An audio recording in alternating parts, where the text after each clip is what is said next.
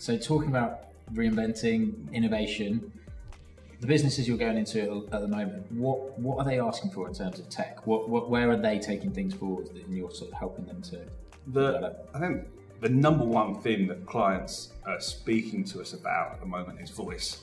It's something that everyone is aware of, and I think what we saw with just the advent of desktop computers, which took probably 20 years to get a computer on every desk and in every home.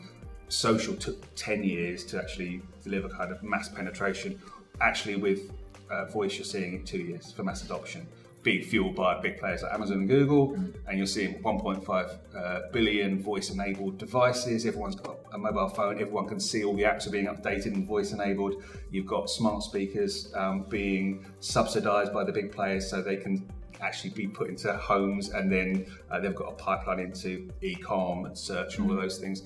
And actually, we're getting conversations with key stakeholders because everyone can see it, and actually they want to harness that. And so we're being asked to experiment with apps and skills. We're looking at how can we harness voice search. We're looking at how can, again, this unique product and new technology have a big impact both in also e-commerce, and how can some brands actually combat the kind of dominance of Amazon in this space. So it's a big area that a lot of clients are looking at. Similarly, hyper-personalization, it's a buzzword that gets bandied around, probably this year's buzzword, personalization and hyper-localization. How do you deliver very contextually relevant content faster and quicker and en masse?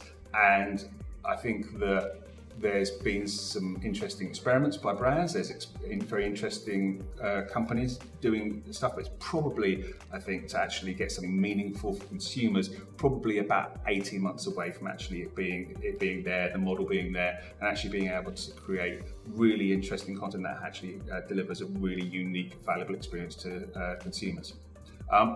The other side of things, which is very much a focus for Troublemaker, is a massively underutilized and untapped area, which is content distribution.